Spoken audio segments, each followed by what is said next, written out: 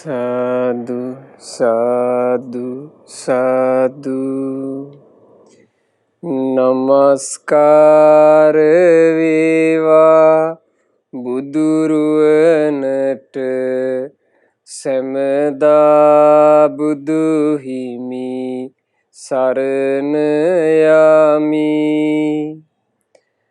Namaskar veva damruwanata samada sadham sarana yami. Namaskar veva sangharuwanata samada maha sangha sarana yami. Namaskar veva tunuruwanata samada tisarana sarana yami. Sadhu, sadhu, sadhu. අප හැම දිනාගේ කල්යාණ මිත්‍ර ගුරු දේවෝත්තම පරම පූජනීය පින්වත් ලොකු ස්වාමීන් වහන්සේ නිදුක්ව නිරෝගව දීර්ඝායුෂ සම්පන්නියම ලබත්වා. සාදු සාදු සාදු. ශ්‍රද්ධාවන්ත වාසනාවන්ත පින්වතුනේ, අද දවසේ මේ උතුම් වූ සද්ධර්ම දේශනාව වෙනුවෙන් දායකත්වයෙන් දරනු ලබන්නේ පින්වත් නිරෝෂා කුමුදුනී මදුවන්ති මහත්මිය විසින්. ඒ මහත්මියගේ නමින් මිය පරලොවයන්ට යෙදුනා වූ සියලු ඥාති හිත මිත්‍රාදීන්ට, ඒ වගේම නන් අයුරින් උදව් උපකාර කරපු සෑම සියලු දෙනාගේ නමින් මියගිය සියලු ඥාතීන්ට පරලෝ ජීවිතයේ සැපේ පිණිස පින් අනුමෝදනා කිරීමයි මේ උතුම් ධර්ම දානයේ ප්‍රධානතම අරමුණ බවට පත් වෙලා තියෙන්නේ. පින්වතුනි, අපේ මේ ජීවිතවල ප්‍රිය අයගෙන් වෙන් වෙන්න සිද්ධ වෙනවා කියන එක අපිට උරුම එකක්. ප්‍රිය වූ අයගෙන් අපිට වෙන් වෙන්න සිද්ධ වෙනවා. ප්‍රිය වූ දේවල් වලින් අපට වෙන් වී යන්න සිද්ධ වෙනවා. ප්‍රිය දේවල් අහිමි වෙලා යනකොට ඒ අහිමි වීම කියන එක අපි කොහොමද අපේ ජීවිතයට සම්බන්ධ කරගත යුත්තේ? ඒක ගොඩාක් නුවණින් තේරුම් ගත යුතු එකක්. ප්‍රිය වූ අය වෙන් වී යනවා කියන එක ඊටා තදින් ගත යුතු එකකුත් නෙවෙයි. ඊටා ලිහිල්ව ගත යුතු එකකුත් නෙමෙයි. ඇතැම් කෙනෙක් ප්‍රිය වූ අය වෙන් වී යාම කියන එක ගොඩාක් තදට අරගන්නවා. තදට අරගෙන සමහරවිට ඒ ප්‍රිය වූ අය වෙන් වී යාම, ප්‍රිය දේ අහිමි වීම කියන එක දරා ගන්න බැරුව උමතු භාවයට පවා පත් වෙන මිනිස්සු නැද්ද? ඒ වගේ හිත් ගොඩාක් දුර්වල වෙනවා. ඒ තදට ගත්තාම. ඊළඟට ඇතැම් කෙනෙක් ඒ මිය පරලෝ ගියපු ඥාතියෙක් මැරුණා කියලා ඒක සම්බන්ධයෙන් ලොකුවට ගණනකට ගන්නෙම නෑ. ඒ ගණනකට ගත්තේ නැතුවම මොකද්ද වෙන්නේ? එයාට ජීවිතය සම්බන්ධයෙන් වැටහීමක් නැතුව යනවා. දැන් ඇතැම්මු ඉන්නවනේ, දැන් බුදු කෙනෙක්ගේ ධර්මයක් අහලා නැතුව වුණත් තමන්ගේ ඥාතියෝ මිය පරලෝ ගියා කියලා, තමන්ට යම් යම් ප්‍රිය දේ අහිමි වුණා කියලා එයා නිකන් ලොකුවට ඒක ගැන කල්පනා කරන්නේ නැහැ කියලා එහෙම අත්හැරලා දානවා. එහෙම කල්පනා කරන්නේ නැහැ කියලා අත්හැර දැමීම කියලා කියන්නේ ඒක ලොකු දක්ෂකමක් නෙමෙයි. ලොකු දක්ෂකම මොකද්ද? අපේ ජීවිත සංසිද්ධීන් කියන ඒවා අපි පින්වතුනි නුවණින් තේරුම් ගන්න ඕන. හොඳ නුවණකින් තේරුම් අරගන්න ඕන. නුවණින් වටහා ගන්න ඕන. බුදුරජාණන් වහන්සේ ඒ ගැන දේශනා කළා මෙන්න මෙහෙම. දුටු විට කෙනෙක් මලබුන් අතරට යාම යලි මට නොලැබේය මොහු දැක සැනසීම. දුරු කරගනු පිණිස මේ ගැන වැළපීම අසමින් දත යුතුය රහතුන්ගේ දහම.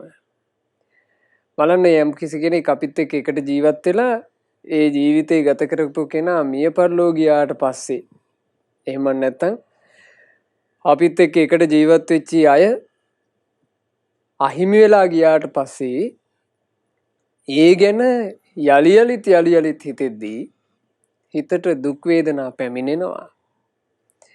ඒ දුක් වේදනා නුවණින් යුක්තව දුරු කර ගැනීම පිණිස කුමක්ද කළ යුත්තේ? අසමින් දත යුතුය රහතුන්ගේ දහම.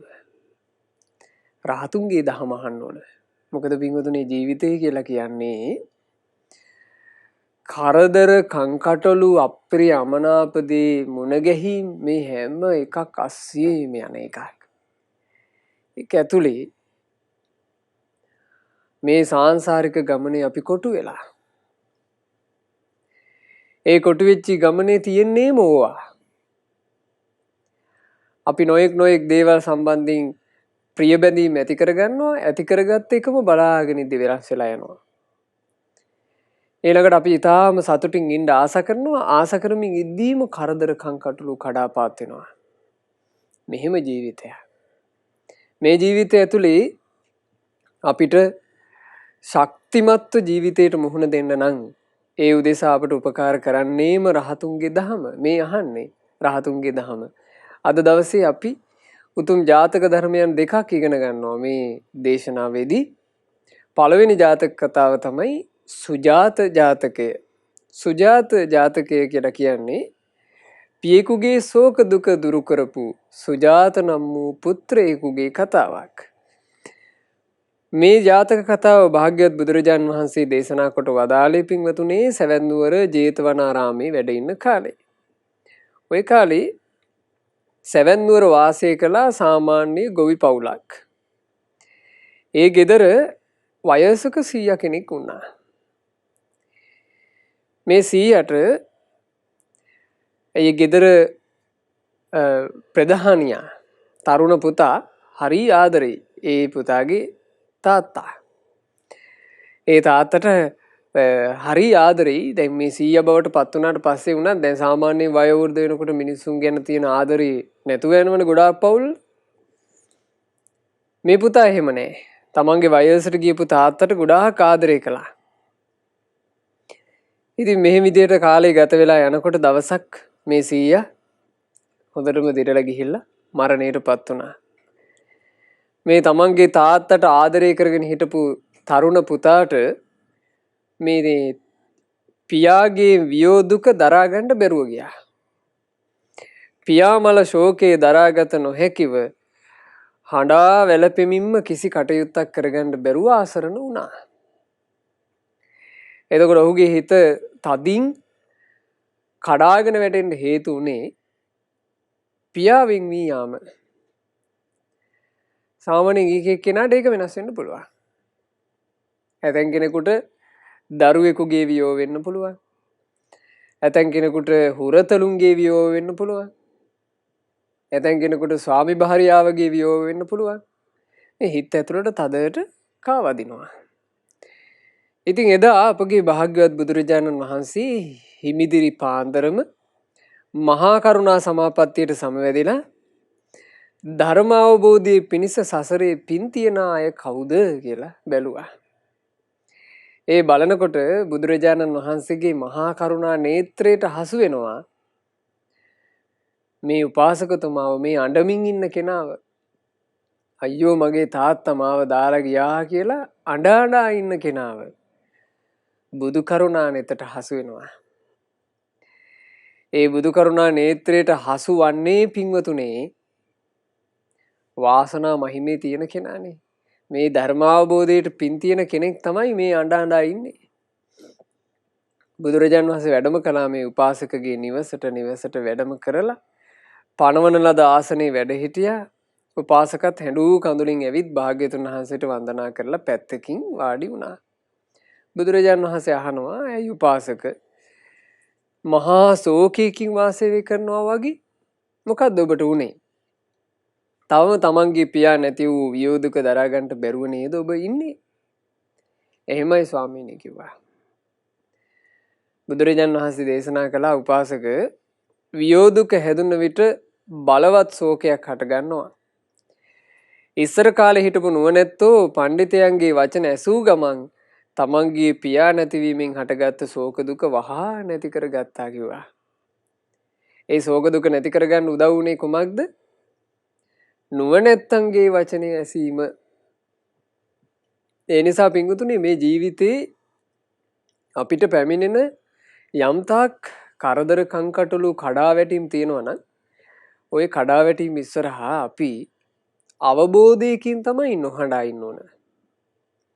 වැටහීමකින් තමයි ශෝක නොකර ඉන්න ඕන. ඒ වැටහීම අවබෝධය අපිට ලබා දෙන්නේ නුවණැත්තෝ. මේ කාලවකවානුවේ නම් අපි නුවණැත්තන්ගේ දහම කියලා වෙන දෙයක් හෙවිය යුතු නැහැ. ලෞතර බුදුරජාණන් වහන්සේගේ ප්‍රඥා ලෝකේ උපදවන සද්ධර්මය අපිට දැන් මුණ ගැහිලා තියෙනවා.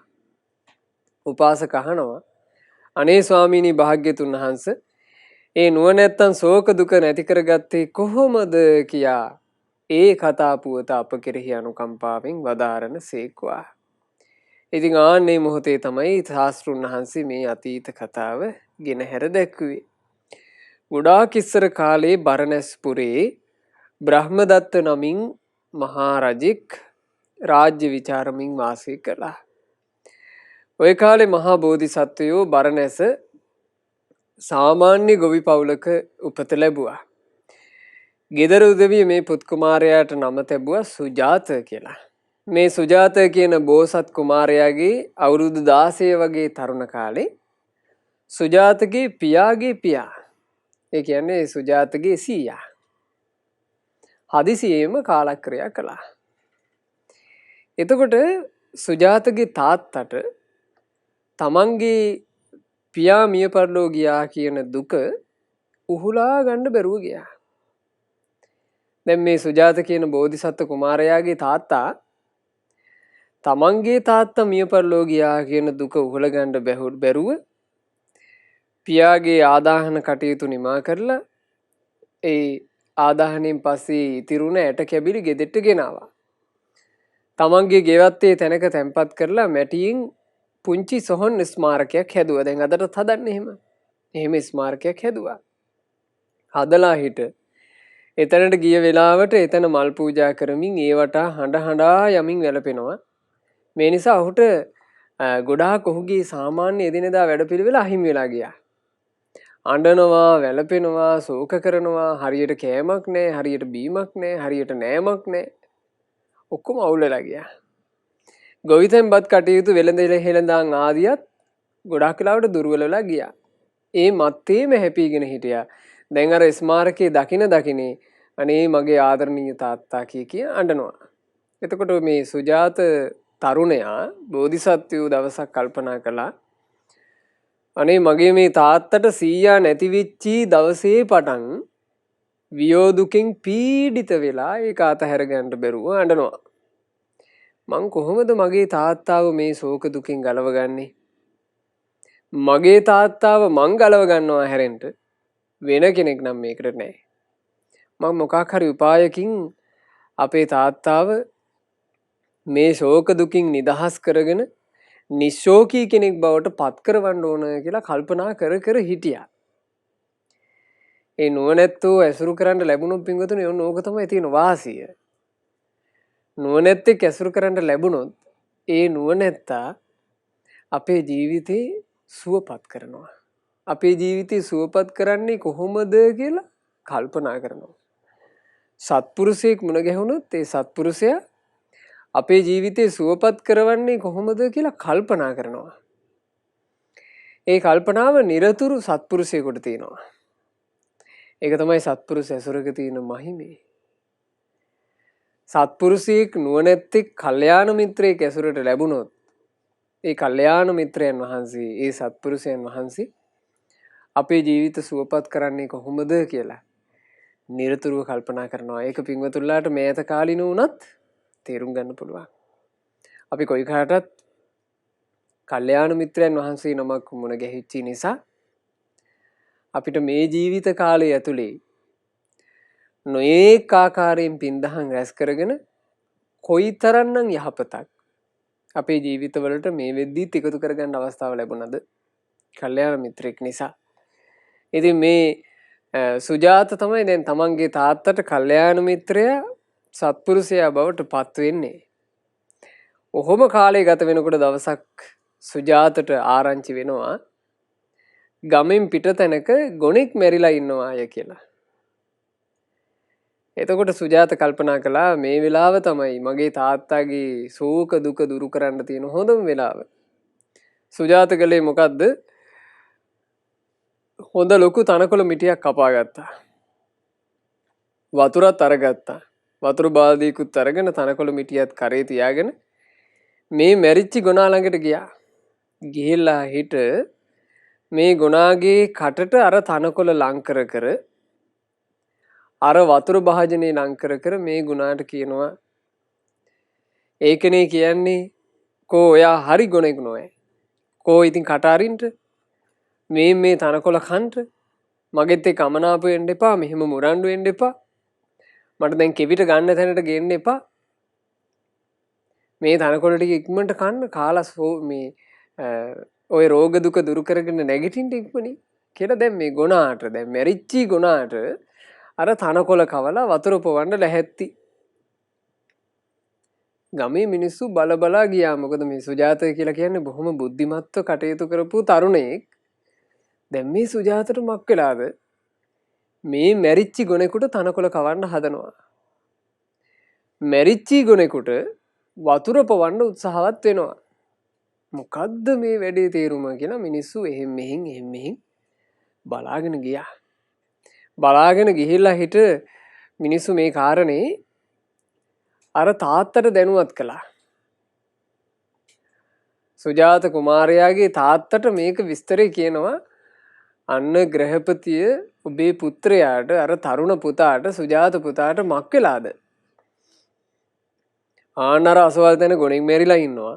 ඒ ගොනා මැරිච්චි තැනට ඔබේ පුතා තනකොළ මිටියක් අරගෙන ගිහිල්ලා වතුර බාල්දියකුත් ළඟ තියාගෙන ගොනෝ මේක කාපන් මේක බීපන් කියලා තනකොළ කවන්න උත්සාහවත් වෙනවා.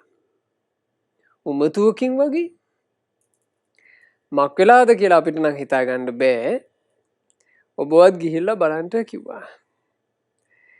එතකොට මේ තාත්තට හරි වේදනාවක් හටගත්තා. මොකද මේ තාත්තා දැන් යම් වේදනාවකින් ඉන්නේ. තමන්ගේ පියාගේ වියෝව උහුලා ගන්න බැරුව. නමුත් දැන් ඒක දෙගුණ වෙන එකක් වෙලා. අයියෝ මට මගේ තාත්තා හිමීමේ දුකෙන් මම මේ අඬ උන්නේ. එතකොට මගේ පුතාටත් මොකක් හරි රෝගයක්වත් හටගෙනද මානසික ලෙඩකින් පෙළෙනවාද කියලා අයියෝ කොයිතරම් යසට හිටපු කොළුවෙක්ද මේ. ඇයි ළමයි උඹට පිස්සුද මොකද්ද මේ උඹට උනේ කියලා හොඳටම දුකටපත් වුණා. මේ අතරේ බෝධිසත්වෝ ඉදිරියේ නොයෙක් මිනිස්සුත් ඒක රාශී වෙලා. ඒක රාශී වෙන කිසිම කෙනෙක් එක්ක බෝධිසත්වෝ කතා කරන්නේ නැහැ. මේ මිනිස්සු නොයෙක් වචන කතා කරනවා. බෝධිසත්වෝ එයාත් එක්ක කතාවක් නෑ. බෝධිසත්වෝ කරන්නේ අර ගුණත් එක්ක කතා කර ඉන්න එක. එතකොට මිනිස්සු ගිහිල්ලා තාත්තට දැනුවත් කරාම තාත්තා ඉක්මනට දුවගෙන ආවා. දුවගෙන ඇවිල්ලා බලාගෙන හිටියා. බලාගෙන ඉදිද්දී පේනවා තනකොළ කවන්ට ඔට්ටු වෙන හැටි තමන්ගේ පුතා මේ මැරිච්චි ගොනාට. ඉතින් තාත්තා කතා කරලා කියනවා අනේ මයේ දරුවෝ සුජාත උඹ හොඳ දැනගත් පඬිතෙක් නේද? උඹ කොච්චර හොඳට හිටපු කෙනෙක්ද? පුතේ උඹට මේ මක් වුණාද? ඇයි මේ මැරිලා පළච්ච නාකි ගොනෙකුට තනකොළ කවන්ට පැම්පවන්ට මේ විදිහට දඟලන්නේ? එහෙම කියලා මේ ගාතාව කිව්වා. ඇයිද පුතේ මේ මහා කලබලයෙන් අලුතින් තනකොළ කපාගෙන ඇවිත් මැරිලා වැටුණු නාකි ගොනෙකුට කාපන් කියා මහහඬින් විලාප තියමින් මේ තනකොළ කවන්ට යන්නේ? මොනවා දුන්නත් කන්නට බොන්නට දැන් ඉතින් මැරුණු ගොනෙක් නෑ කවදාවත් නැගිටින්නේ. නුඹ මේ විලාප තියමින් මේකට කවන්ට යන එක වැඩකට නැති මහා හිස් දෙයක් පුතේ කියනවා. මේ විදිහට මේ කරන කටයුත්ත නම් පුතේ කිසි ප්‍රතිඵලයක් ඇති එකක් නෙවෙයි. මේක මහා නිෂ්ඵල හිස් දෙයක්. මේ මැරිච්ච කෙනෙකුටයි උඹ මේ විදිහට මේ කටයුතු කරන්න හදන්නේ. උඹට වෙනස් කරන්න බැරි එකක්. මේ ලෝකෙ පින්වතුනේ වෙනස් කළ නොහැකි දේවල් තියෙනවා. වෙනස් කළ නොහැකි දේවල් එක්ක අපි හැපෙන්න ගියොත් එහෙම ඒ හැපෙන්න යන එකෙන් හටගන්නේ ශෝක වේදනා පමණක්මයි. ශෝක වේදනා විතරක්ම හිත ඇතුලේ උපදිනවා. සැනසීම නැතුව යනවා. අපි තුමු කෙනෙක් මේ ලෝකේ වෙනස් කරන්න බැරි දේවල් ගැන ගණන් ගන්නේ නැහැ. ඔය හැල්ලුවෙන් ඉන්නවා. හැල්ලුවෙන් ඉදීම තුළ එයාට යමක් අහිමි වෙනවා. ඒ තමයි මේ ලෝකයේ ගැන අවබෝධයක් හදාගන්න තියෙන අවස්ථාව අහිමි වෙලා යනවා. මොනවද මේ ජීවිතේ පින්වතුනේ වෙනස් කළ නොහැකි දේවල්? බුදුරජාණන් වහන්සේ දේශනා කළා අලබ්බනීය ඨාන වෙනස් කළ නොහැකි දේ මේ ජීවිතය තුළ වයසට යන එක වයසට යන්න එපා කියලා කාටවත් වෙනස් කරන්න බෑ. ලෙඩ වෙන දේ ලෙඩ වෙන්න එපා කියලා කාටවත්ම වෙනස් කරන්න බෑ. මිය පරලෝ යන එක මිය පරලෝ යන්න එපා කියලා වෙනස් කරන්න කාටවත්ම පුළුවන් කමක් නැහැ. මේ ලෝකේ නැසෙන දේවල් නැසෙන්න එපා කියලා වෙනස් කරන්න කිසි කෙනෙකුට පුළුවන් කමක් නැහැ. මේ ලෝකේ ගෙවි යන ආයුෂයේ ගෙවෙන්න එපා කියලා වෙනස් කරන්න කිසි කෙනෙකුට පුළුවන් කමක් නැහැ. මේ වෙනස් කළ නොහැකි දේවල් සම්බන්ධයෙන් හැපි හඬනවා වැළපෙනවා කියලා කියන්නේ කොයිම ආකාරයකින්වත් ප්‍රතිඵල සහිත එකක් නෙවෙයි. ඉතින් තාත්තගේ වචනේ අහගෙන හිටපු සුජාත තරුණයා මෙහෙම කියනවා. අප්පච්චි මේ මොනාද කියන්නේ? මේ ගුණා දිහා හොඳට බලන්ට කලින් වගේ මේකාගේ හිසක් තියෙනවා. වලිගය හා පාසතරක් තියෙනවා. අපූරුවට කන් දෙකක් තියෙනවා. එනිසා මේ ගුණා නැගවත නැගිටින්න ඕන. ඒ වුණාට බලන්නකෝ අපේ අප්පච්චි කරන්නේ මටත් වඩා මෝඩ වැඩක් නොවේ. අපේ මැරුණු සීයාගේ හිසත් නෑ පේනෙන්නේ. අත්පා ඇඟ නොමැත පෙනෙන්නේ. මැටියෙන් කළ සොහන ළඟට වී ඔයා වැළපෙන එක මේ මං කරන දෙයට වඩා මෝඩ වැඩක් නේ. ඕන්න කිව්වා. මම මේ ගුණාට කාපන් කියලා කතා කරන්නේ මේ ගුණාගේ හිස, කඳ, වලිගය හැමදේම පෙනෙද්දී. මේකා නැගිටී කියලා මං හිතුවත් වැරද්දක් නෑ. හේතුව මේකාගේ අංගපසංග හොඳට පේනවා. නමුත් අපේ අප්පච්චි සීයාගේ සොහන් ළඟට ගිහිල්ලා අඬනවා. ඒ සීයාගේ හිස පේන්නෙත් නෑ, අතපය පේන්නෙත් නෑ. නිකන් සොහන විතරයි. එතකොට අඬන දෙන්නගෙන් කවුද වඩාත්ම මෝඩ කියලා ඇහුවේ. එතකොට මේ නුවණැති තාත්තට වහා සිහිය උපන්නා. කල්පනා කළා අනේ මගේ මේ පුත්‍රයා මට සිහිය උපදවන්න නොවේ මේ උපාය කරලා තියෙන්නේ. මගේ දරුවා මහා නුවණැති එකනේ. මෙලොව පරලොව දෙකේම යහපත ගැන මගේ පුතා හොඳට දන්නව නොවේ. ඒ නිසාමයි මගේ පුතා මේ විදිහට මට අවවාද කළේ. එහෙම කල්පනා කරලා මේ සුජාතගේ පුතා මේ සුජාතගේ තාත්තා සුජාතට කියනවා පුත්‍රය සුජාත ඔයා නිකම්ම සුජාත නෙවෙයි ඔයා සුජාත පණ්ඩිත. ඔයා පෙන්වා දීපු ක්‍රමයෙන් මට මේ ඔක්කොම දේවල් ගැන වැටහුණා මගේ පුතේ. මේ හැමදේම අස්තීරයි. මම පුතේ ආයෙත් නම් ශෝක කරන්නේ නැහැ. සිය පියාගේ ශෝකය දුරු කරන පුත්‍රයෙක් විසින් කළ යුත්තේ ඔයා කළා වගේ උපායන්ම තමා කියලා පුතාට ප්‍රශංසා කරමින් මේන මේ ගාථා කිව්වා. ගිතෙල් දමා ඇවිලී ගිය ගින්නක් වාගේ දැවී තිබුණි ශෝකෙන් සිත මාගේ. වතුර දමා නිවා දැමූ ලෙස ඒ ගින්න මගේ සියලු දුක් පීඩා සිසිල් වී ගියා. මේ සිතේ ඇනි රිදුම් දිදී තිබුණු ශෝක හුල ඔයා සිතෙන් උදුරා දැම්මා. පියාගේ මරණයේ දුකින් වෙලී සිටිය විට මගේ ඒ ශෝකය දුරු කර දැම්මා. නිදහස් වී ගියා මසිත තිබුණු ශෝක හුලින්. දැන් ශෝකේ නැතිව සිටිමි මං. කැළඹීමක් නැති සිතුනුයි මන් දැන් ඉන්නේ. පුතේ ඔබේ වදන් ඇසීමෙන් මන් දැන් ශෝක නොකරමි. ඒ ගැන සිතා නොහඬමි. බලන්න ජීවිතයක් ගැන පින්වතුනේ එකම සංසිද්ධියකට අපිට හඬන්න වැළපෙන්නත් කරුණු යෙදෙනවා. ඒ සංසිද්ධියම නුවණින් තේරුම් ගත්තට පස්සේ ඒක ජීවිතය සම්බන්ධයෙන් ලොකු වැටහීමක් බවට පත් වෙනවා. නුවණැත්තෝ අනුකම්පාවෙන් කර යුත්තේ ඕන්න ඔය විදිහට සිත සැලසීමයි. සොවින් පෙළුණු පියාව සුවපත් කර දෙන්න සුජාත පුතු කරපු විදිහටයි. බලන්න මේ සුජාත කියන පුත්‍රයා නිසා එදා සම්පූර්ණයෙන්ම තමන්ගේ හිතේ තිබුණු ශෝක දුක දුරු කරගන්න අර තාත්තට වාසනාව ලැබුණා. ජීවිතය සම්බන්ධයෙන් පින්වතුනේ ගොඩාක් දේ තියෙනවා.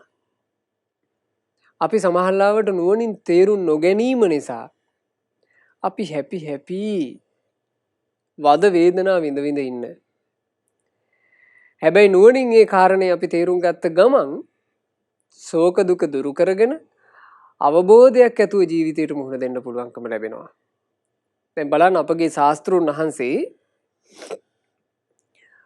අර උපාසකතුමාට බොහෝම අනුකම්පාවෙන් කරුණාවෙන් මේ ජාතක කතාව මුල් කරගෙන ධර්මයේ දේශනා කළා. ඒ ධර්ම දේශනාව කොච්චර සාර්ථක වුණාද කියන්නේ අර උපාසකගේ හිතේ ශෝක දුක නිවි ගියා. ශෝක දුක නිවි ගොස් අවබෝධයට සුදුසු ආකාරයෙන් හිත සකස් වුණා. බුදුරජාණන් වහන්සේ ඒ වෙලාවේ චතුරාර්ය සත්‍ය ධර්මයේ දේශනා කළා. ඒ ධර්ම දේශනාව අවසානයේ ඒ උපාසකතුමා සෝතාපන්න ඵලය සාක්ෂාත් කළා. ඉතින් බුදුරජාණන් වහන්සේ මේ ජාතක පුවත අවසන් කළේ උපාසක එදා තමන්ගේ පියාගේ ශෝක දුක දුරු කරපු සුජාත පුත්‍රයා බවට පත් වෙලා සිටියේ මහා බෝධිසත්වයෝ වන මමය කියලා ඔය කාරණාව වදාරමින් තමයි බුදුරජාණන් වහන්සේ එදා මේ ජාතක පුවත අවසන් කළේ. ඒ තමයි සුජාත ජාතකය. ඊළඟට පින්වතුනි ඔය වගේම සංසිද්ධියක් තියෙනවා. ගත ජාතකේ. ගත ජාතකේ තියෙන්නේ මේ වියෝ දුක, අහිමි වීමේ දුක. මේ අහිමි වීමේ දුක ගැන අපිට පින්වතුනි ආකාර දෙකකට කතා කරන්න පුළුවන්. එකක් තමයි ප්‍රිය විප්‍රයෝග. ඊළඟ එක අප්‍රිය සංප්‍රයෝග. ප්‍රිය අය වෙන් වෙනවා කියලා කියන්නේ අප්‍රිය අමනාප දෙයක් ලං වෙනවා. ප්‍රිය අය අපෙන් වෙන් වෙලා යනවා කියලා කියන්නේ අපිට අප්‍රිය දෙයක් ලං වෙනවා. ඊළඟට ප්‍රිය දේ අහිමි වෙනවා කියලා කියන්නේ අප්‍රිය දෙයක් ලං වෙනවා. තනිකම, වේදනාකාරී බව, අසරණ වුණා වගේ දැනෙන එක මේ ගොඩාක් ලං වෙන්නේ නැද්ද? ගොඩාක් ලං වෙනවා. ඒ ලං වෙලා ඒක මැත්තේ හැපි තමයි අපි ගොඩාක් වෙලාවට දුකට වේදනාවට පත් වෙන්නේ. ඉතින් අපගේ ශාස්ත්‍රඥ වහන්සේ මේ උතුම් ශ්‍රී සද්ධර්මයේ පිංගුතුනි අපට දේශනා කොට වදාළේ මේ වගේ ශෝක දුක් වලින් පීඩිත ගමනක අපට සැනසුම උදා කර ගැනීම පිණිසමයි. ඉතින් අපේ බුදුරජාණන් වහන්සේ එක අවස්ථාවක බොහෝම ලස්සන මේ ඔක්කොම ප්‍රශ්න වලට විසඳුමක් විදිහට අපිට අපේ ජීවිතේ දරාගත යුතුම කාරණාවක් ගත ජාතකයේදී දේශනා කළා. දැන් අපි කලින් ඉගෙන ගත්ත ජාතක පුවත සුජාත ජාතකය. දැන් මේ ජාතක කතාවට කියන්නේ ගත කියලා. මේ ගත ජාතකයේ තියෙන කතාව හරි ලස්සන එකක්. විපතම සැපතක් බවට හරවා ගැනීම ගැන හරි අපූර්ව විස්තරයක්. මේ ජාතක කතාව බුදුරජාන් වහන්සේ වදාරනකොට ඒ කාලෙත් භාග්‍යතුන් වහන්සේ වැඩ හිටියේ සවැත් නුවර ජේතවනාරාමේ. ජාතක කතාවට පසුබිම මොකද්ද? කොසල් රජුරවන්ට ගොඩාක් හිතවත්, ඊටාම සාධාරණ විදිහට අවංකව රාජකාරී කටයුතු කරන එක ඇමතියෙක් හිටියා. මේ අමාත්‍යතුමා හොඳට සේවා කටයුතු කරගෙන ඉන්නකොට රජුරුව ගොඩක් පැහැදුනා. මේ පැහැදීම නිසා රජුරෝ සාමාන්‍යයෙන් අනිත් අමාත්‍යවරු අතරේ මෙයාට විශේෂ තැනක් දුන්නා. විශේෂ වරප්‍රසාද ආදී ලබා දුන්නා. මේම ලබලා දෙනකොට සාමාන්‍යයෙන් හටගන්න එකක් තියෙනවනේ මේ සමාජය තුල. තව කෙනෙකුට ලැබෙනකොට, තව කෙනෙකුට හරියනකොට අනිත් අයන්ට මොකෝ වෙන්නේ. ඒවා ඉතින් එකල කියලා මහා වෙනස්කම් තිබිලා නැහැ. අද වගේමයි ඊරිසියා හටගත්තා. ඊරිසියා හටගෙන හිට කොහොම හරි වැඩක් දෙන්න ඕන කියලා එහෙම හිතුවා. අදටත් එහෙම තියෙනවනේ පින්වතුනි. ඊරිසියාව කියන එක ගිහි පැවදි ભેදයකින් තොරව පවා පැතිර ගිහිල්ලානේ. වර්තමානයේ වෙනකොට යම්කිසි පැවිද්දෙක් මිනිසයෝ කෙරෙහි අනුකම්පාවෙන් ශ්‍රී සද්ධර්මයේ දේශනා කරලා ඒ මිනිසයන්ට සිත සදනකොට මිනිසයෝ අතරේ ඒ පැවිද්දාට යම් තැනක් ලැබෙනවා නම් ඒකට ඊර්ෂ්‍යා කරනවානේ පැවිද්දෝ. එහෙම නැද්ද? ඊළඟට යම් පැවිදි ගුරුවරයෙකුට හොඳට ශිෂ්‍යයෝ ගොඩක් හැදෙනකොට මෙන්න ඒකටත් ඊර්ෂ්‍යා කරනවානේ අනිත් පැවිද්දෝ. එහෙම නැද්ද? ඒවා අපිට දකින්න ලැබෙනවානේ. මේ හැම එකකින්ම තේරුම් ගන්න ඕන සංසාරයේ හැටි. මේක සසරය කියලා. ඉතින් ඒකලත් උනා. කොසල් රජුරුව මේ ඇමතියාට විශේෂ සත්කාර කරද්දී අනිත් අමාත්‍යවරු ඔහුට ඊර්ෂ්‍යා කළා. ඊර්ෂ්‍යා කරලා ඒ ඇමතියා කෙරෙහි රජුරුවන්ගේ හිත බිඳින්න නොයේ කේලම් කිව්වා. කොහොම හරි කේලම් වැඩ කළා. රජුරුව ගැන මේ රජුරුවන්ට මේ අමාත්‍ය ගැන හිතේ තිබුණු මේ විශ්වාසය කැඩිලා ගියා. නැති චෝදනාවක් මත රජුරුව මේ අමාත්‍යතුමාව බන්ධනාගාරගත කළා. දැන් බන්ධනාගාරයට ගියාට පස්සේ මේ ඇමතියා ඇත්තටම මේ ඇමතියා දක්ෂෙක්. මේ ඇමතියා කල්පනා කළා දැන් ඉතින් මම මොනව කරන්නද? රජුරුව තමයි මට වරප්‍රසාද දීලා මාව මේ අමාත්‍ය දුරය තුල ගොඩක් ඉහෙලට අරගෙන ගියේ. රජුරු නිසාමයි මං ජීවත් වුනේ. මගේ දරුවෝ පවා ජීවත් වුනේ රජුරුව නිසා. නමුත් දැන් ඒ රජුම අපට එරෙහි වෙලා. මේක ඉතින් මේ සාංශාරික ගමනේ ස්වභාවය මොනවා කරන්නද? ලෞතර භාග්‍යවත් බුදුරජාණන් වහන්සේගේ උතුම් ශ්‍රී සද්ධර්මයේ ඇරුණු කොට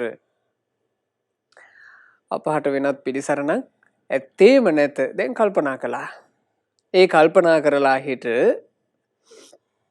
මේ අමාත්‍යතුමා අනිත් ඔක්කොම අත්හැරියා. ඔක්කොම අත්හැරලා අල්ලගත්තා එකම එක දෙයක්. මොනවා අත්හරින්න ඇද්ද? මොකක් අල්ලගන්න ඇද්ද? පිටුතුනේ අත්හැරියේ සාමාන්‍ය මිනිසයා ඔය වගේ ප්‍රශ්නයක් ඇති වෙච්ච වෙලාවක හිතන ටික අත්හැරියා. අල්ලගත්ත ධර්මය. සාමාන්‍ය මිනිස්සෙක් ඔය වගේ ව්‍යසනයකටපත් වුණොත් අපි හිතමු නොකල වැරැද්දකට බන්ධනාගාර ගත වෙන්න සිද්ධ වුණොත් එයා කල්පනා කළයි මං වැරද්දක් කරලාත් නැහැ. මම ධර්මයේ හැසිරීමෙන් හිටපු අහිංසක මිනිසයා. ඇයි අපි මේවා අපටම වෙන්නේ? ධර්මයේ හැසිරෙන අපටම ඇයි ප්‍රශ්න? එහෙම හිතන්නේ නැද්ද? අදරක් කියන්නේ නැද්ද? අද සමහරවිට අපිත් එක්කත් ඇවිල්ලා කියනවා ස්වාමීන් වහන්සේ අපි හොඳට ධර්මයේ හැසිරෙනවා. අපි හොඳට පින් කරනවා. නීති බුද්ධ වන්දනා ආදී කර කර ඉන්න අපිටම ප්‍රශ්න එනවනේ. ඇයි මේ? එහෙම කියනවනේ. මේ අමාත්‍යතුමා එතන හේතුුනේත් නැහැ. එක්කෝ ඉරිසියා කරපු අමාත්‍ය පිරිසට Taman ද්වේෂ කර කර ඉඳී. ඒක කළෙත් නැහැ. අයියෝ මට මගේ බිරිඳගෙන් ඈත් වෙන්න උනා කියලා බිරිඳ ගැන හිත හිතීදී. ඒක කළෙත් නැහැ. අයියෝ මට මගේ ඥාතීන්ගෙන් ඈත් වෙන්න උනා කියලා ඥාතියෝ ගැන හිත හිතා ඉඳී. ඒක කළෙත් නැහැ. මට මගේ දරු පැටවුන්ගේ හුරතැල් වලින් ඈත් වෙන්න උනා කියලා ඒක හිත හිතා ඉඳී. ඒක කළෙත් නැහැ. ඇමතියෙක් විදිහට මට තිබුණු වරප්‍රසාද ඔක්කොම අයියෝ නැතුව ගියා. මට වෙච්ච අලාභයක් කියලා ඒක හිත හිතා ඉඳී. එහෙම හිතුවෙත් නැහැ. ඔක්කොම අත්හැරියා. ඉතින් මේ ජාතක කතා මේ විදිහට විස්තර කරලා දෙන්නේ පින්වතුනේ මෙහෙම යම් යම් පසුබිම් ඔස්සේ මේ කරුණ කියනකොට පින්වතුන්ලාටත් ජීවිතය සම්බන්ධයෙන් හිතන්න ගොඩාක් දේවල් විවර වෙන නිසා. තමුගේ ජීවිතය ගැන මේ ඇසුරින් කල්පනා කරන්න දක්ෂ වෙන්න ඕන. මේ අමාත්‍යවරයා ඒ බාහිර මිනිස්සු යම් යම් තැන්වල පටලැවෙනවා නම් පටලැවෙන තැන් හැම එකම අත්හැරියා. දක්ෂයෙක්. ධර්මය මට පිහිටයි කියලා ධර්මයත් එක්ක එකතු වුණා. හොඳට විවේක සුවයෙන් ධර්මය හැසිරෙන්න පටන් ගත්තා. දැන් සාමාන්‍යයෙන් රජුගේ අමාත්‍යවරයෙක් විදිහට රාජ්‍ය කටයුතු කරනකොට අවිවේකීනේ. ඒ කටයුතු බලන්න එපැයි. දැන් ඒ මොකුත් නැහැ. බන්ධනාගාරේ වෙලාවට කැම ටික දෙනවා. ඊට පස්සේ ඉතින් අර කූඩුවට වෙලා ඉඳගෙන ඉන්න තියෙන්නේ. මේ අමාත්‍යතුමා ඉගෙන ගත්ත ධර්මය හොඳට මෙනෙහි කළා. ඉතින් බලන්න මේ ධර්මයක තියෙන වාසනාවනේ. ධර්මයක් අපි පුරුදු වෙලා ඉඳීම අපිට කල්යාණ මිත්‍රයෝ ධර්මීය කියලා දීලා තියෙන්නේ මෙන්න මේ ආරක්ෂාව උදෙසා. දැන් පින්වතුන්ලා හිතන්න අපිට හදිසි අනතුරක් කියලා අපි ඇඳට වැටුණොත් අපි ළඟ හැමතිස්සෙම කවුරුත් නැතුව යයි. ඔය ටික දවසක් අනතුර වෙච්ච මුල් දවස්වල අපිත් එක්ක ඉඳී උදව්වට කට්ටිය. පස්සේ ඇතිලා යනවා. ඒක තමයි ඇත්ත. ඊට පස්සේ අපිට තනියම අපේ කටයුතු වලට මුහුණ දෙන්න සිද්ධ වෙනවා. අපි හිතමු මරණාසන්න කාලේ අපි ලෙඩ ඇඳට වැටිලා අපි ඇඳක තනි වුණොත්. දැන් මේ කොරෝනා කාලවල එහෙම වුනේ නැද්ද? කොරෝනා හැදිලා රෝහල් ගත කරාට පස්සේ වෙන කිසි කෙනෙකුට ළඟට යන්න දෙන්නේ නැහැ. වෛද්‍යවරයෙක් ඊළඟට වෙන මේ හෙද කෙනෙක් හෙදියක් ළඟට ආවත් අර මුළු ශරීරෙම වහගෙන ඉන්නේ. කවුද ආවේ කියලා පේන්නේ නැහැ. ඒ වගේ නිකන් එහෙම අසරණ උන්නේ නැද්ද? එහෙම අසරණ වෙලාම සමහරු මේ ලෝකේ දාලා ගියේ නැද්ද? ඉතින් මේවා අපිටත් වෙන්න පුළුවන් නේ. ඒ නිසා මේක හොඳට අපි තේරුම් අරගත යුතුම කාරණාවක් අපේ ජීවිත සම්බන්ධයෙන්. අපේ ජීවිතවලත් මේ වගේ උපද්‍රව හටගන්න පුළුවන්. එතකොට කුමක්ද අපි වැළඳගත යුත්තේ? අපි ඉගෙනගත්ත සොඳුරු ශ්‍රී සද්ධර්මයයි. ධර්මයේ මෙනෙහි කර කර මේ උපාසකතුමා බන්ධනාගාරේ ගත කළා. කොහොම ගත කරනකොට හොඳට මෛත්‍රී භාවනාව කළා. ලාභ සත්කාරයන්ගේ අනිත්‍ය බව මෙනෙහි කළා. ඊටාම සැපසේ හිර කුටියේ වාසය කළා. ඉතින් මෙහෙම වාසය කරනකොට දැන් සමත විදර්ශනා දෙකම භාවනා වශයෙන් වඩනවනේ. කාලය ගත වෙනකොට බන්ධනාගාරයේ ඇතුළේදී සෝතාපන්න ඵලය සාක්ෂාත් කළා. මේ අමාත්‍යතුමා දැන් සෝතාපන්න ඵලය සාක්ෂාත් කරපු ශ්‍රාවකෙක් විදියට බන්ධනාගාරේ වාසය කරනවා සැනසෙල්ලේ. කොසල් රජුරන්ට ටික ටික තේරෙන්න ගත්තා මේ අමාත්‍යවරයා මං හිරබත් කළාට මොහු නිර්දෝෂී කෙනෙක්. ඉක්මනින් නිදහස් කළා. නිදහස් කරලා අර තිබුණාටත් වඩා වරප්‍රසාද ලබා දීලා ආයෙමත් අමාත්‍ය දුරේ පිහිටෙව්වා. ඉතින් මේ අමාත්‍යතුමා බන්ධනාගාරයෙන් නිදහස් වෙච්ච ගමන් සුවඳ මලුත් අරගෙන තමන්ගේ ජීවිතයට හැබෑ සැනසීම උදා කර වූ ශාස්ත්‍රුන් වහන්සේ දකින්න යනවා. බුදුරජාණන් වහන්සේ නගරට ගිහිල්ලා සුවඳ මල් පූජා කරලා එකත් පසකින් වාඩි වුණා. භාග්‍යතුන් වහන්සේ මේ අමාත්‍යවරයාගෙන් මෙහෙම ඇහුවා. උපාසක ඔබ හරි විශාල කරදරයක වැටිලා නොහිතූ විදිහේ විපතකට පත් වෙන්න උනා කියලා අපිට ආරංචි වුණා කිව්වා. එතකොට මේ අමාත්‍යවරයා කියනවා ස්වාමීනි කරදරයක් නම් වුණා තමයි. හැබැයි ස්වාමීනි ඒක කරදරයක් කියලා නෙවෙයි මට දැන් නම් තේරෙන්නේ. ස්වාමීනි ඒක මට ලැබිච්ච විශේෂ වරප්‍රසාදයක් වගේ මට තේරෙන්නේ. මං ඒ විපතම ස්වාමීනි සැපත බවට පෙරලා ගත්තා. ස්වාමීනි මම බන්ධනාගාරයේදී හොඳට ධර්මයේ හැසිරුණා සමත විදර්ශනා වැඩුවා. මට බන්ධනාගාරයේදී මාර්ගඵල ලැබුණා කිව්වා. ඉතින් බුදුරජාන් වහන්සේ මේ උපාසකතුමාට සාදුකාර පවත්වලා මෙහෙම වදාලා. උපාසක ඒක හරි. ඔය වගේ Tamanට ඇති වූ කරදර මැඩගෙන යහපත උදා කරගත්තේ ඔබ විතරක් නෙමෙයි. ඉස්සර කාලේ වාසය කරපු නුවණැත්තෝත් උපාසක ඔය විදිහටම කටයුතු කළා. එහෙම කටයුතු කරගෙන විපත සැපතක් බවට පෙරලා ගත්තා. අනේ ස්වාමීනි භාග්‍යතුන් වහන්සේ ඒ අතීත පුවත මා ගැන අනුකම්පාවෙන් දේශනා කරන සේක්වා කියලා ඒ අමාත්‍යවරයා ඉල්ලුවා. ඒ මොහොතේ තමයි බුදුරජාණන් වහන්සේ මේ ජාතක කතාව ගත ජාතකේ වදාළේ. ඒකේ සිදුවීම් පිංගුතුනේ මෙහෙම එකක්. ගොඩාක් ඉස්සර කාලේ බරණැස බ්‍රහ්මදත්ත කියලා මහා රජෙක් රාජ්‍ය විචාරමින් වාසය කළා. ওই කාලේ මහා බෝධිසත්වය උපන්නේ ආන්නේ රජ කුලයේ බරණැස් රජුරුවන්ගේ පුත්‍රයා විදිහට. මේ පුතාට නම ලැබුණා ගත. තරුණ වයසට එනකොට බරණැස් රජුරුව කාලක්‍රියා කළා. මේ ගත කියන බෝධිසත්ව රජුරුව බරණැසටම රජු බවට පත් වුණා. මේ ගත රජුරුව ළඟ සේවා කරගෙන හිටියා එක ඇමතියෙක්. මේ අමාත්‍යයා හීන්සීරුවේ රජුරුවන්ගේ අන්තපුරයට රිංගලා අන්තපුරයේ බිසවක් හාද කරගෙන ඒ බිසව දූෂණය කරන්න පටන් ගත්තා. ඉතින් දවසක් මේ අමාත්‍යවරයාගේ මේ බිසවගේ කටයුත්ත රජුරවන්ට අතටම අහුණා. රජුර එතකට කළේ අර කාන්තාව අමාත්‍ය මේ අන්තපුරයෙන් බැහැර කරලා අමාත්‍යාව රටෙන් පිටුවහල් කළා. එහෙම තමයි සාමාන්‍ය රජුරු ඔය වගේ ප්‍රශ්න විසඳන්නේ. ඒ වගේ අමාත්‍යවරු රජුගේ අන්තපුරේ දූෂණය කළා කියලා කියන්නේ රජු සමීපයටම ඇවිල්ලානේ. ඊට පස්සේ රජුරවන්ට උනත් අනතුරක් කරන්න පුළුවන්. එනිසා අමාත්‍යව රටෙන්ම පිටුවහල් කළා.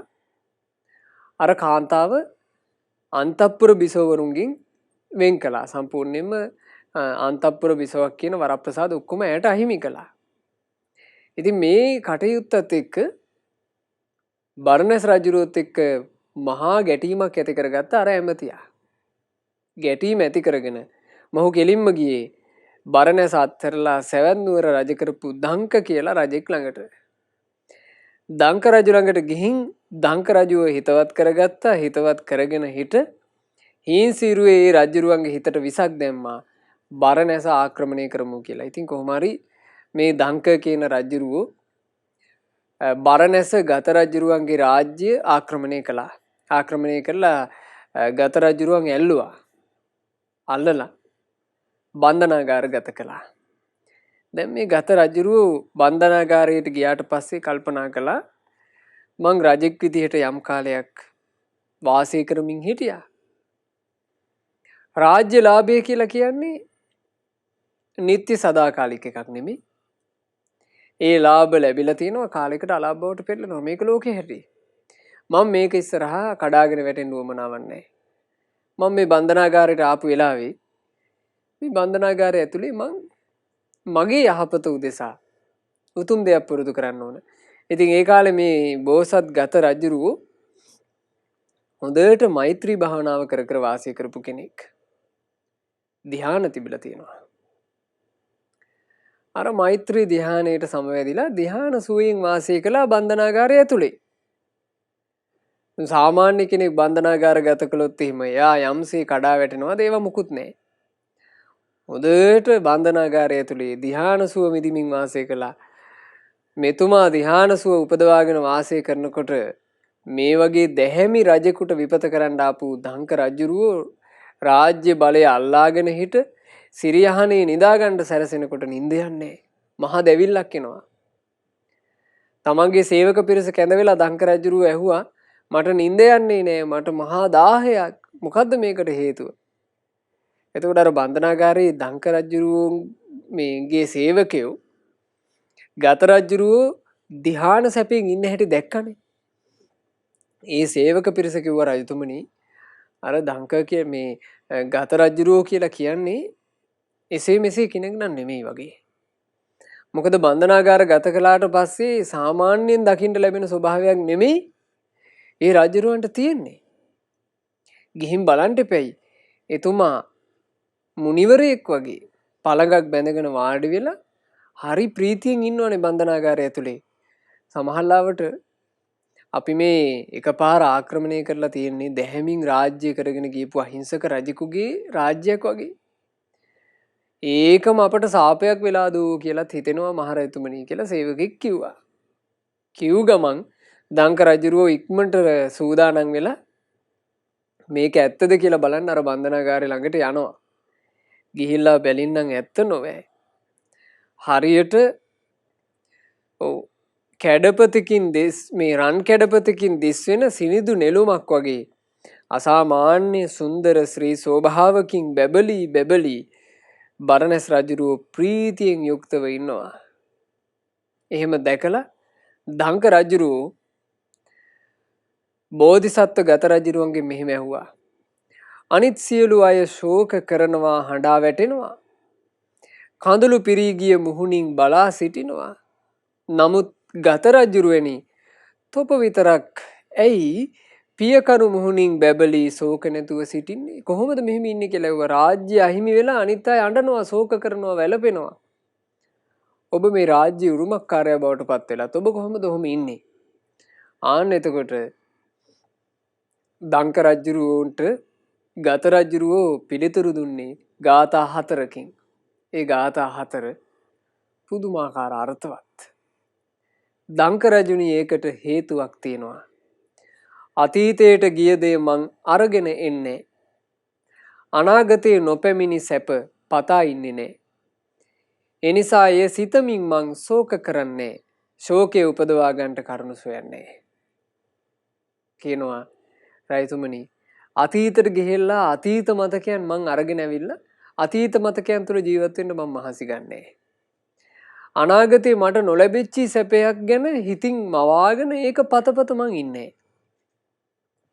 ඒ හින්දාම ශෝකය කියන එක මට සමීප වෙන්නේ. ශෝකය උපදවා ගන්නට කරුණු කාරණා මං හොයන්නේ. සාමාන්‍යයෙන් අපිට ප්‍රශ්න ආපුවම අපි හොයන්නේ ශෝකය උපදවා ගන්නට කාරණාමයි. අයියෝ අපිට අනාගතේ මෙහෙම හරියනවා නම් මෙහෙම හරියනවා නම් කියලා එක්ක අනාගතේ පතනවා. එක්ක අතීතයේ සම්බන්ධයෙන් අපි හිතනවා අපිට මේ දැන් මේ නැස්පැති වෙලා තිබුණාට අපි ඉස්සර හිටියේ මෙහෙමයි කියලා. ශෝක කරන කෙනා එයින් කෘෂ වී යනවා. ඇඟේ පැහැය නැති වී මැලවිලාම යනවා. කන්ට බොන්ට උවමනාව නැති වී යනවා. ශෝක හුලින් ලද පහරින් දුකින් පෙළෙනවා. දුක් විඳිනා ඔහු දැක සතුරෝහි නැහෙනවා. කියනවා රජුනි යම් කෙනෙක් ශෝක වෙන්න ගියොත් එයාට වෙන්නේ කෘෂ වෙලා මැලවිලා යන එක, කන්ට බොන්ට පවා බැරි වෙන එක. ශෝක හුලින් පහර කාපු එයාව දකිනකොට හතුරෝ නම් සතුටු වෙයි. මාහට ගමේ වුණත් වනේ වුණත් ඉන්ට උනෝතින් බෑවුමක වුණත් කඳු මුදුනේ තින්ට උනෝතින් ශෝකය ඇති කරන දෙයක් මට දැනෙන්නේ නෑ. කැරකෙන අටලෝදම මං දැනගෙන ඉන්නේ. දැහැන් උපදවාගෙන සිත රැකගෙන ඉන්නේ. බෝධිසත්වෝ කියනවා මේ අටලෝ දහමේ හැටි මං තේරුම් අරන් ඉන්නේ. ලෝකේ තියෙන සියලු කාම රසයන් ලැබුණත් ධ්‍යාන සැපයේ රසයට ලං කරන්න බෑ. දැහැන් සැපේ විඳි කෙනාට කම් සැප වැඩක් නෑ. මුළු පොළොවේ සැප දුන්නත් ඔහුට වැඩක් නෑ. ඉතින් ඕන්න ඔහොම බෝධිසත්වෝ මේ ගාථා 4න් කාරණේ පහදලා දුන්නා. අවසානයේ දංක රජුරුවෝ තමන් කරපු වැරැද්දට සමාව අරගෙන බෝධිසත්ව ගත රජුරුවන්ව නිදහස් කළා. නිදහස් කළා යලි රාජ්‍ය අයිතිය පවරන්න කල්පනා කළා. එතකොට මේ බරණැස ගත රජුරුවෝ තමන්ගේ රාජ්‍ය බලය යලි ලබාගෙන රාජ්‍ය බලය ලබාගත් මොහොතේම අමාත්‍යවරු රැස් කරලා අමාත්‍යවරුන්ට රාජ්‍ය බලය ලබා දුන්නා. එමතිවරුනි මේ රාජ්‍ය නුඹලා සමගියෙන් පාලනය කරන්නට මට මේ රාජ්‍යයෙන් ඇති වැඩක් නෑ. මම ඍෂි පැවිද්දෙන් පැවිදිනවා කියලා හිමාල වනයේට ගිහිල්ලා පැවිදි වුණා. ධ්‍යාන සමාපatti උපදවාගෙන මරණින් මත්තේ බඹලොවේ උපත ලැබුවා. ඉතින් බලන්න මේ ජීවිතයක් කියන එක පින්වතුනේ අපි කොච්චර නුවණින් තේරුම් අරගෙන බුද්ධිමත්ව හැසිරිය යුතුයිද? ඒ උදෙසා නුවණ, ඒ උදෙසා බුද්ධිමත් භාවය අපට ලබා දෙන්නේ අරහත් සම්මා සම්බුදුරජාණන් වහන්සේගේ සද්ධර්මයෙන්, කල්යාණ මිත්‍රයෝ නිසා, සත්පුරුෂයෝ නිසා අපිට අදටත් මේ ධර්මය අහන්න ලැබෙනවා. ධර්මය අහන්න ලැබිච්ච මේ මොහොතේ දුක් විඳින මේ ජීවිතේම සැපතක් බවට පෙරලා ගන්නට අපි දක්ෂ වෙන්න ඕන. අපට ඒ සඳහා වාසනාව ලැබේවා. සාදු සාදු සාදු. රැස්කල සියලු පින් සියලු දෙවියෝ සතුටින් අනුමෝදන් වෙත්වා. පින් අනුමෝදන් වන දෙවියෝ දිව්‍ය සැපයෙන් වැඩේවා. දෙවියන්ගේ නිරන්තර රැකවල් අප හැම දෙනාට දෙවිවරු සලසත්වා. දෙවියෝද සසර දුකින් අත මිදේවා. සාදු සාදු සාදු. රැස්කල සියලුම පුණ්‍ය ධර්මයන් අපගේ ගුරු දේවෝත්තම කල්යාණ මිත්‍ර පරම පූජනීය පින්වත් ලොකු ස්වාමීන් වහන්සේට අනුමෝදන්ව ගුරු දේවයන් වහන්සේ නිදුක්ව නිරෝගව දීර්ඝායුෂ සම්පන්නියම ලබත්වා. ගෞතම සාසනය තුල උතුම් වූ චතුරාර්ය සත්‍ය ධර්මය පරිපූර්ණ වශයෙන්ම අවබෝධ කර ගනිත්වා. සාදු සාදු සාදු. අද දවසේ මේ ධර්ම දානය සිදු කළ පින්වත් නිරෝෂා කුමුදුනී මදුවන්ති මහත්මියගේ නමින් මිය පරලොව යන්ට යෙදුනා වූ සියලුම ඥාතීන් හිත මිත්‍රාදීන්ට පින් අනුමෝදන්ව ඥාතීන්ගේ පරලෝ ජීවිත සැපේටම පත්වෙත්වා. මේ පින්කම වෙනුවෙන් නොඑක ආකාරයෙන් උදව් උපකාර කරපු හැම දෙනා නමින් මියගිය ඥාතීන්ටත් පින් අනුමෝදන්ව ඥාතීන්ගේ පරලෝව සැපේටම පත්වේවා. ඉක්මන් භවයකදීම අපගේ ඥාතීන් සසර දුකින් අත මිදේවා කියන ප්‍රාර්ථනාවෙන් පින් අනුමෝදනා සිදු කරන්න.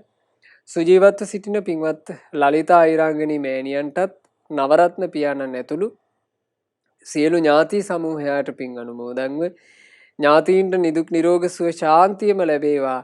ධර්මාවබෝධයට වාසනාව ලැබේවා කියලා පින් අනුමෝදන් කරමු.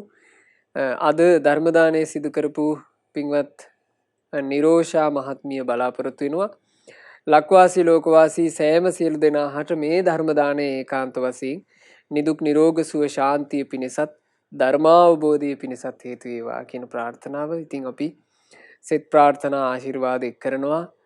ධර්ම දානය සිදු කළා වූ පින්වත් නිරෝසා කුමුදුනී මදුවන්ති මහත්මියට මේ සියලු පුණ්‍ය ධර්මයෝ එකලෙසම අනුමෝදන් වෙලා එතුමිය මූලිකව බලාපොරොත්තු වෙන්නේ මේ ධර්ම දානමය පින තමන්ට නිර්වාණ අවබෝධය පිණිසම හේතු වේවා කියන පැතුම. එතුමියගේ පැතුම ඒ අයුරින්ම සඵල වේවා. එතුමියටත් එතුමියගේ පවුලේ සෑම සියලු දෙනාටත් තම තමන්ගේ ජීවිත ඉතා සුවසේ ගත කිරීම පිණිස රැස් කළ පිනේ ආශිර්වාදයේ රත්නත්‍රයේ ආශිර්වාදයේ දෙවියන්ගේ ආශිර්වාදයේ නොඅඩුවම සැලසේවා. නිදුක් නිරෝග සුව ශාන්තියම ලැබේවා. රැකිරක්ෂා ව්‍යාපාර ආදියත් දරුවන්ගේ අධ්‍යාපන කටයුතු ආදියත් සෑම සියලු දේ දියුණුවට පත් කරගෙන කරදර බාධා වලින් තොරව සැනසෙල්ලේ දිවිගවන්ට ලැබේවා. ශ්‍රද්ධා මාසික ධර්ම දාන සමාජික පින්වතුන්ලට ශ්‍රද්ධා කාර්ය මණ්ඩලයේ සියලුම දෙනාට ඒ වගේම සුපින්වත් ඔබ හැම දෙනාට ගෞතම සාසනය තුලම ධර්ම අවබෝධ කරගන්න ලැබේවා. හැම දිනාටම තෙරුවන් සරණයි. නමෝ බුද්ධාය. මෙවැනි වටිනා ධර්ම දේශනා ශ්‍රවණය කිරීමට ශ්‍රද්ධා ඩේලි YouTube චැනලය සබස්ක්‍රයිබ් කරන්න.